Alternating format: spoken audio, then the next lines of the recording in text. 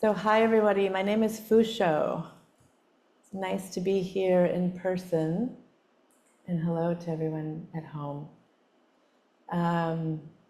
Definitely feeling like fall out there. And I don't know, you might have heard the election is upon us. There's an election going on real soon. Some of us have already voted, not everybody. So I'm noticing some tension, a little bit of anxiety in all different areas and coming from all different directions about this. So I've been thinking a lot about picking and choosing, which comes from a koan that we've heard in a lot of different ways, little different versions. But picking and choosing is something that we're told about our practice, that the ultimate path is without difficulty. Just avoid picking and choosing. Which sounds a little bit tricky when it comes to deciding who we're going to vote for, among other things in our life, right? And I was looking online, I was reading about different suggestions around how to utilize kind of our koan practice in the face of a creeping despair about the state of the world, which I know some of us are feeling, not just here, but abroad and everywhere. And so it's a good time to ask, what does that mean about the ultimate path without difficulty when we're looking at all of this? How do we fall into this scary, beautiful, frightening, alarming world? And luckily, we have some history. We can look back at the history a little bit and think about the world maybe a little bit in a bigger, broader perspective. So our country is still pretty relatively new. But even in places like, China, for example, where our tradition first, came through China and then Japan, they've gone through some pretty tough times politically. And there was a time in the 8th century when things were flourishing for a while, but authority outside the capital began to break down and life started to grow harsher and more capricious.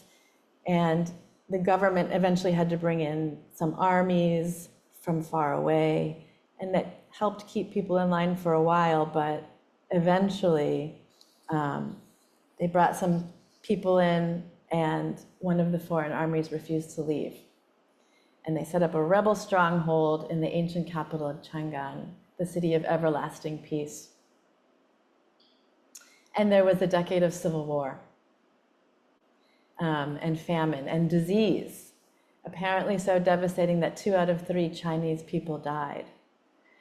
And then at this time, there were some exciting Chinese masters of Zen, including Master Ma, trying to look directly at what was happening and say, how do we practice now in the midst of this? There was a poet, Du Fu, who was trapped during this time in the area during the rebellion. And he wrote a poem about it called The View This Spring.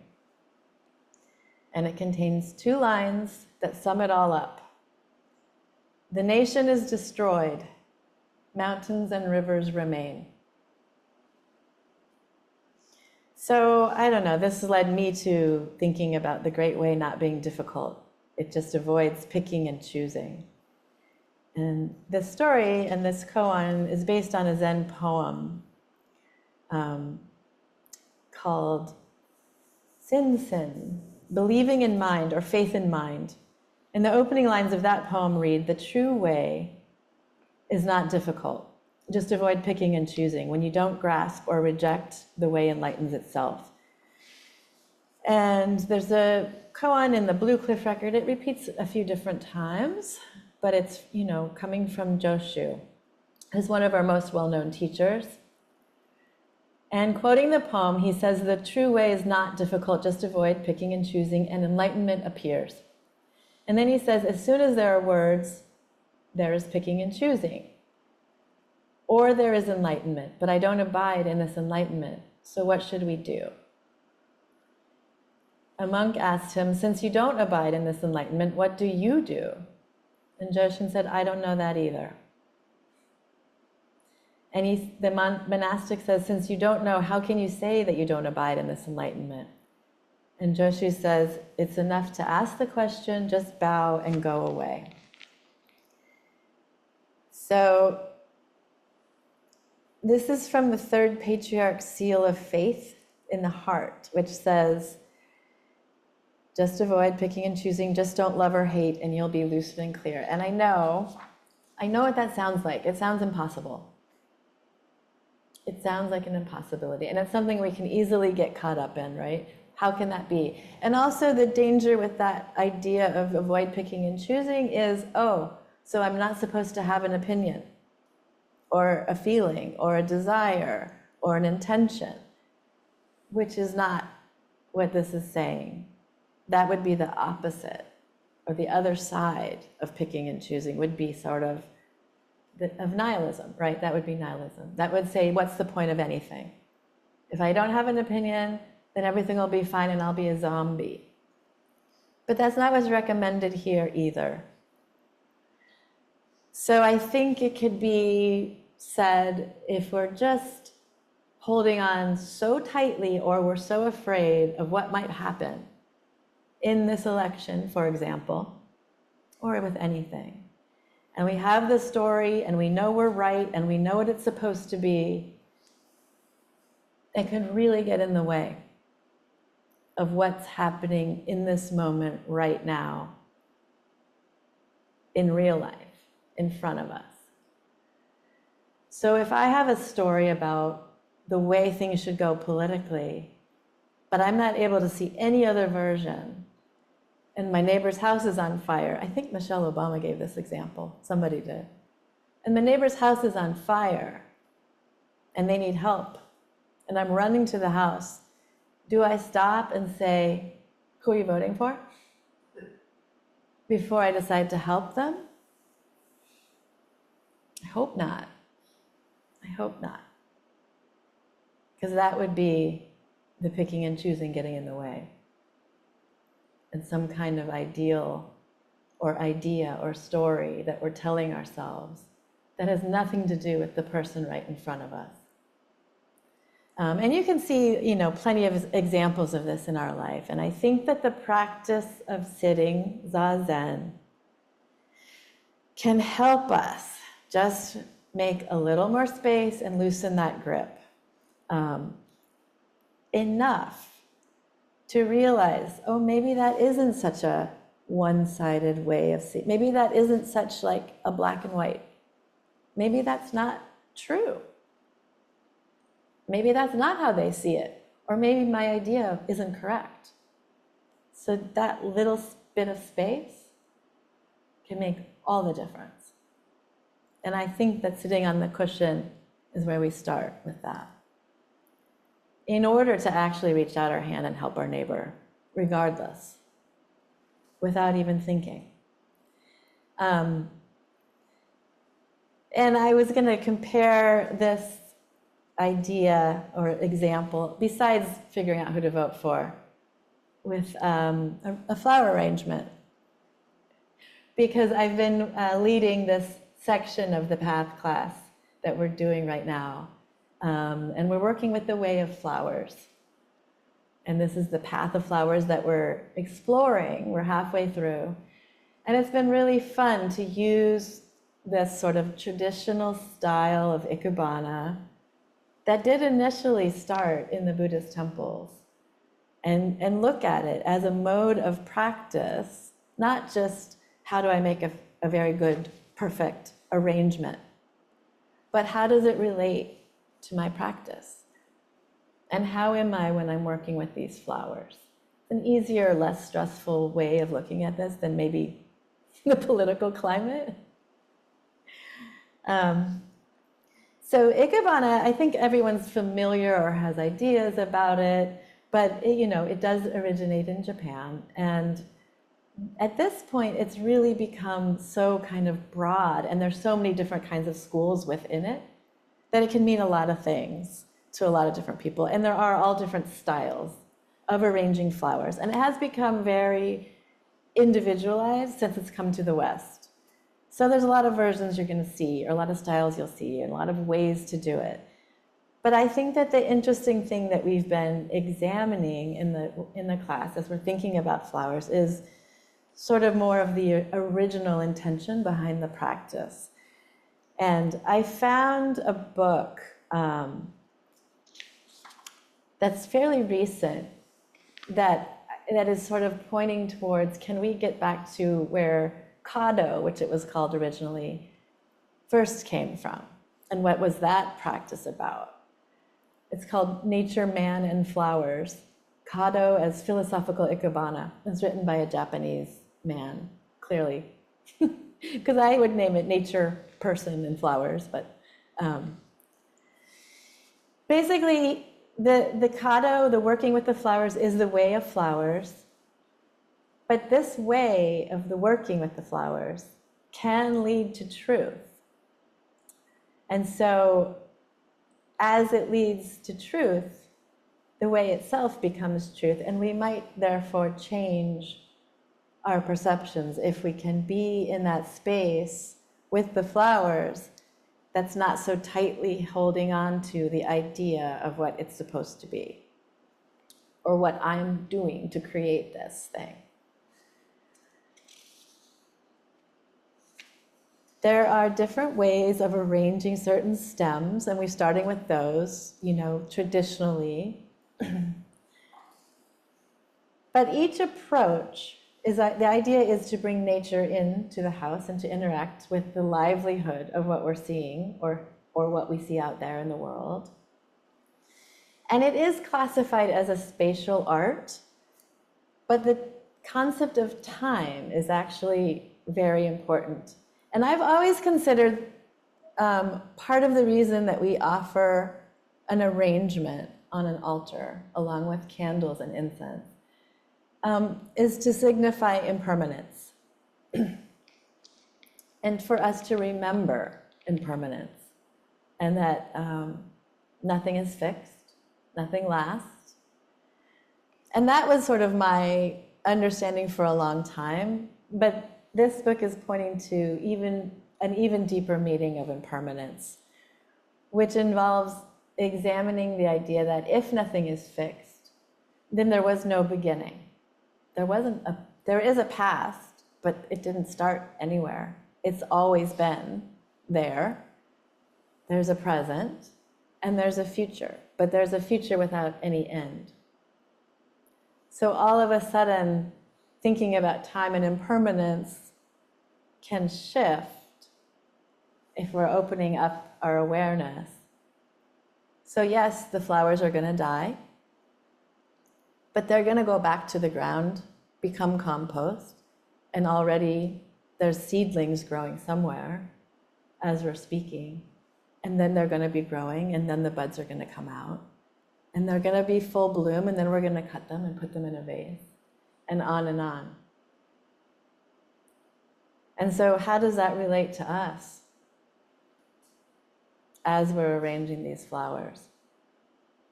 Are we that different? Or is there any difference? So there's a historical theme in the tradition of Kado. It's the lotus of the three worlds, past, present, and future. And so in the specific arrangement, they use buds, flowers, and fruits in the arrangement, or each stage of life. And so the important thing is that it's not an expression of a lapse of time, but the simultaneous presence of all three worlds. And they're there's a name for it, which is sort of holistic time. And they also say, just to remind us, the significance of Kado is located not in the flower arrangement itself, but within the Kado Ka, which is me, the arranger. That's the significance of the arrangement, is how am I as I'm arranging these flowers? How does that work? How is that working?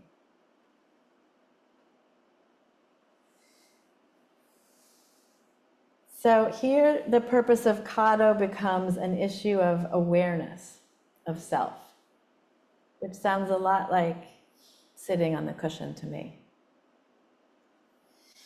At the bottom of awareness of Kado Ka, the person, there's no object except a flower of eternal now, transcending this idea or this grasping moment. So can we let go of that grasping? Can we let go of the idea of the flower arrangement, if it's pretty or not pretty? Did it work? It needs to be a little taller or not work. But how, and just be with that moment that actually doesn't have a beginning and end. So it can't be pursued, unfortunately, just as an intellectual endeavor, even though that's what I'm trying to do right now. I would encourage you to join the class. You're still welcome to, and if you're in the class, I think this is what we'll be exploring a little bit more deeply.